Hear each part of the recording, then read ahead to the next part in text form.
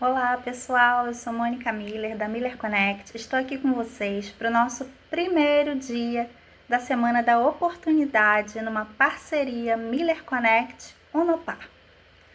Quero dar as boas-vindas a todos, que seja uma semana de muito aprendizado, uma semana agradável. Como vocês já sabem, nós estamos dando 30 horas no certificado para que vocês possam compor o currículo de vocês ou se vocês precisam, já fazem algum curso superior e precisarem também dessas horas para as horas necessárias, para que vocês possam se formar, ok? Então, hoje nós vamos falar sobre a história das universidades. De onde que saiu? Eu gosto muito de estudar história. Eu gosto de saber como tudo começou, como eram as coisas antigamente, o que se estudava, o que passava na cabeça dessas pessoas nessa época. Vamos então começar pela Europa. Nós sabemos que as universidades, o grande centro dos estudos, mesmo porque a América é muito mais nova, A América do Sul, então o Brasil é um país muito mais novo. Tudo começou na Europa, na Idade Medieval, onde houveram algumas universidades na Europa cristã por volta dos séculos 12 e 13. E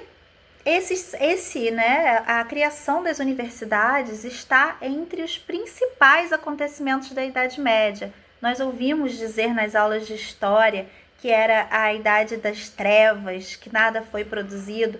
Isso não é verdade. Na Idade Média, nós tivemos aí a criação das universidades. As universidades da Idade Média tornaram-se as mais significativas instituições intelectuais e educacionais desde a época clássica, lá da época da Grécia, de Atenas, onde nós tivemos lá o Liceu de Atenas e outras instituições notórias. O que caracterizou as universidades da Idade Média foi a organização, bem como a liberdade para o estudo de diversos temas universais. Por isso, universidade, por conta dos estudos de temas universais, como o próprio nome sugere. Então, como criações eclesiásticas, eram criações da Igreja e da Igreja Católica, na época, as universidades originaram-se como extensões dos colégios episcopais, daqueles colégios que se estudava para ser padre, nos quais os jovens estudantes estudavam o domínio das 7 artes liberais, que eram a base da educação da Idade Média. No entanto, as universidades só começaram a destacar-se como um sistema de educação e investigação mais complexo que os colégios episcopais por volta do século XIII. Estamos aí falando, de muito tempo atrás.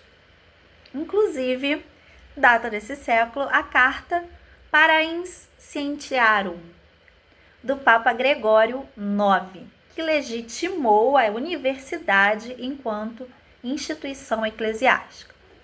Data também do século XIII, o triunfo do pensamento escolástico medieval, que permeava os estudos mais avançados das universidades em todas as suas áreas de investigação, desde o direito canônico e a medicina, até a teologia, astronomia, lógica, retórica, dialética. A organização das universidades estava orientada pelo corpo eclesiástico. Quem dava aula eram os católicos, os membros da igreja, sendo assim seus fundamentos intelectuais, como obras fundamentais e os eixos programáticos dos estudos, os professores, então tudo integrava a própria estrutura da igreja. Então, o graduando da universidade, ele se chamava artista. Hoje, artista tem um sentido pejorativo, não é mesmo? Mas, naquela época, quem fazia a faculdade, na época medieval, graduando da universidade medieval, era chamado de artista, remetendo à ideia de quem domina as artes liberais. Era assim que eram chamadas as disciplinas, eram artes liberais. As primeiras universidades comumente citadas são as de Paris, né, na França, Bolonha na Itália, Oxford e Cambridge na Inglaterra. Então, a Universidade de Paris destacou-se no século XIII pelos estudos avançados em teologia e artes, enquanto Bolonha, na mesma época, desenvolveu os estudos em direito. Era o método de estudo e a discussão escolástica, a disputatio, era como se chamava essa discussão escolástica. Era o principal método empregado nos debates dos estudos avançados nas universidades medievais. A Suma Teológica, escrita por São Tomás de Aquino, está completamente ancorada nesse método. Outros campos de estudo que se destacaram foram da filosofia natural, que estudava metafísica e era ancorada na física de Aristóteles, da música e da astrologia. Então, as primeiras universidades surgiram dessa forma. E as primeiras universidades do mundo foram associações, né, de artesãos que trabalhavam com barris. Esses eram quem mandava os seus filhos para as universidades. Então, os monges, as freiras, lá no século VI, normalmente essas universidades, nós estamos falando do século XII, XIII, mas no século VI já existiam universidades pouco modernas, poucas universidades hoje, né, se modernizaram, porque muitas universidades seguem o regime da época medieval, com toda aquela regra, né, com toda aquela exigência da época. Então, nós tivemos digamos assim, muito tempo se passou para que nós tivéssemos o desenvolvimento da educação aqui no Brasil. Então, nós sabemos que no Brasil houve um início tardio. No Brasil colônia, Portugal não instituiu muitas universidades com medo de movimentos separatistas, como era cobrado o imposto, altos impostos. Então, Portugal tinha muito medo de que essas pessoas começassem a conhecer realmente seus direitos e que elas começassem a cobrar. Então, todos os filhos de portugueses que nasciam no Brasil, eles iam para Portugal para estudar ou iam para um outro país da Europa, mas não ficavam no Brasil. Então, isso já era normal. Por isso, a gente tem muita herança francesa no Brasil, exatamente porque eles iam estudar na França e traziam aquela cultura de lá, as palavras, né, a Belle Époque, que a gente ouve tanto falar, foi exatamente por conta desses estudantes que iam se especializar, iam fazer suas graduações em outros países, principalmente na França.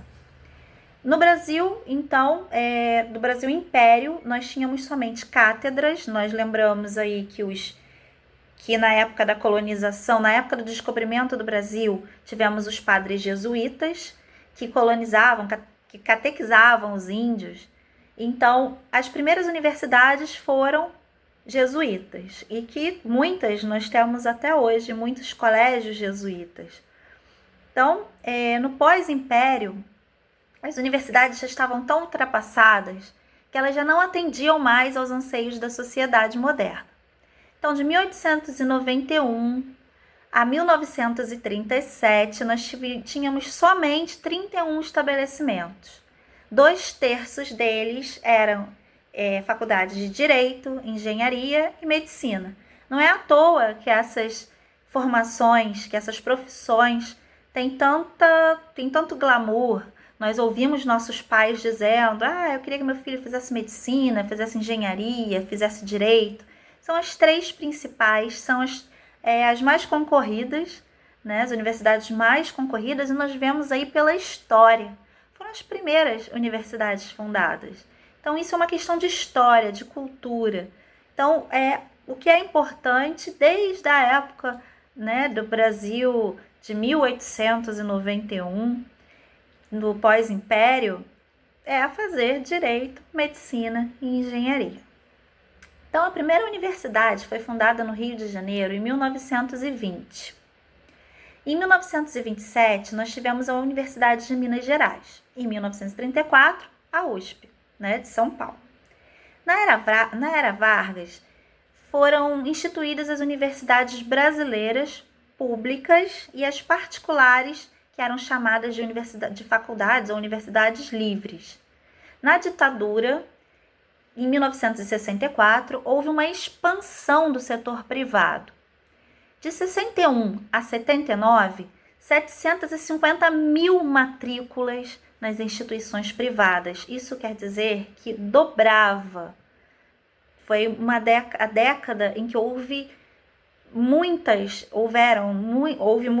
universidades particulares sendo criadas e muita gente se matriculando nessas universidades. Em 1999, nós tivemos a criação do FIES, que financia 75% dos custos das universidades. Em 2004 foi criado o ProUni para a rede privada.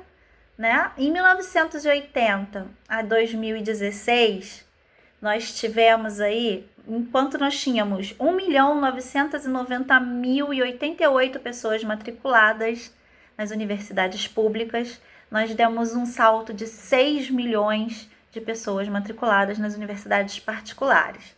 Então, vamos lá, quase 2 milhões nas faculdades públicas e 6 milhões, então são 4 milhões a mais nas universidades particulares de 1980 a 2016, principalmente com essa facilitação do governo para se estudar. Então, nós tivemos aí a LDB, que foi a balizadora da educação no Brasil, a nossa Lei de Diretrizes e Bases, a 4.024 de 1961, com a descentralização da educação. Na nossa LDB 9.394 de 1996, nós tivemos o vínculo das escolas ao mundo do trabalho. Então, a LDB trouxe essa vinculação ao mundo do trabalho. Nós vivemos no capitalismo, onde a gente, infelizmente, prevalece, aí, infelizmente ou felizmente, dependendo do ponto de vista, a competitividade e a produtividade. Então, nós tivemos aí os Cefets, os IFES que foram criados. A educação superior apresenta uma demanda reprimida das comunidades nas mais diversas localidades do país. As decisões governamentais precisam atender aos anseios da sociedade. Então, nós precisamos estar sempre engajados, procurando o melhor para a nossa educação, que não adianta só a gente falar bonito, mas a gente realmente tem que buscar o melhor.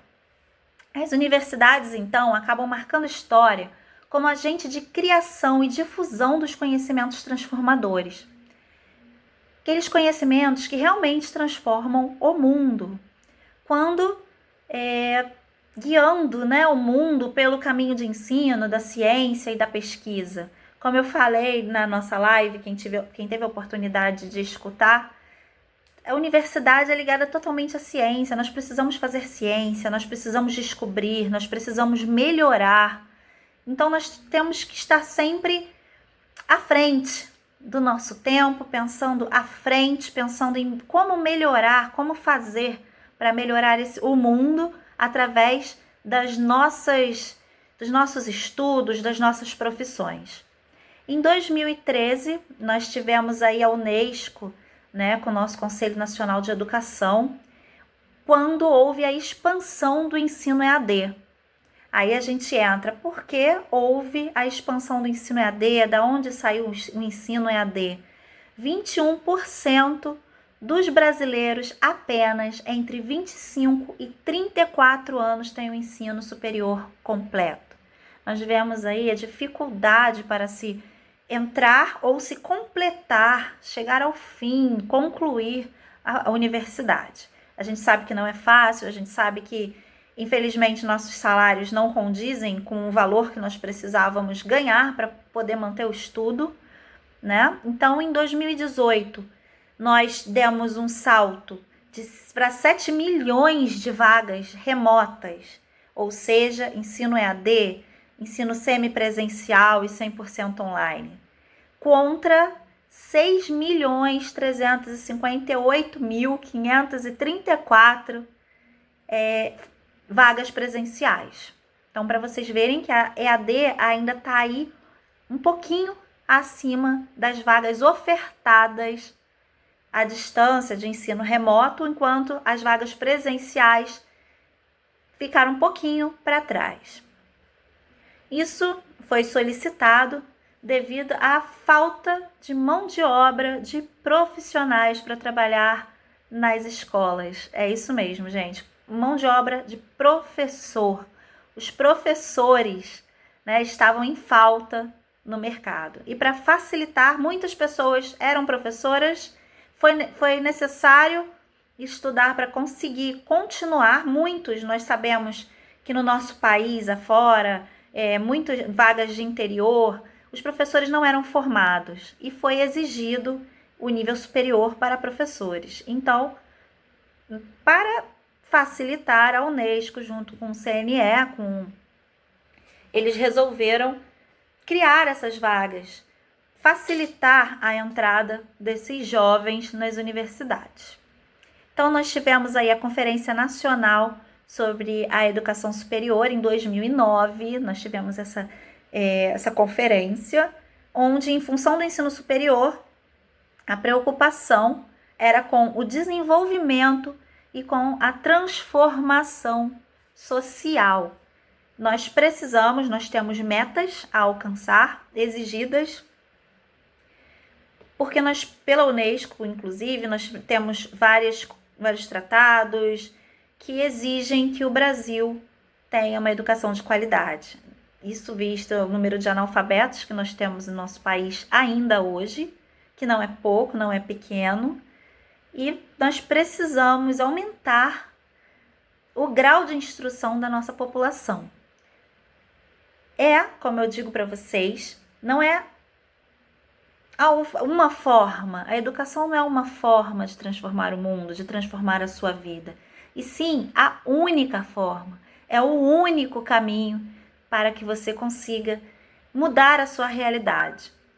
De nada adianta você saber a técnica se você não tiver o conhecimento. Por isso nós temos aí os cursos técnicos, que são excelentes, para que depois você busque o aperfeiçoamento através de uma universidade, onde te dá aí valores gerais, como diz o próprio nome, valores universais, conhecimentos universais, por isso aí as universidades, para que você possa trabalhar em prol, né, da sua melhoria de vida e da transformação da realidade social. Então, quando nós entramos numa universidade, quando nós decidimos por uma profissão, nós temos um compromisso com a transformação da realidade social. Esse foi nosso primeiro vídeo. Segunda-feira, nós estamos aí iniciando nossa Semana da Oportunidade. Eu vou colocar aí o Matheus para conversar um pouquinho, para dar só um recadinho para vocês. E até amanhã. Obrigada. Tchau, tchau. E te ajudar, né? Inclusive o site do Canal Conecta é uma outra dica que eu quero que você procure, tá? canalconecta.com.br. Lá você vai ter várias dicas de como se preparar e como elaborar o seu currículo, tá bom? Então é claro, se você já se sentir preparado para enviar o seu currículo com todas as técnicas necessárias para que tenha êxito, para que você tenha êxito, você já envie. Se não, aguarde o decorrer da semana, que nós vamos dar sexta-feira, como combinado, nós vamos fazer um ao vivo e eu vou dar todas as dicas novamente.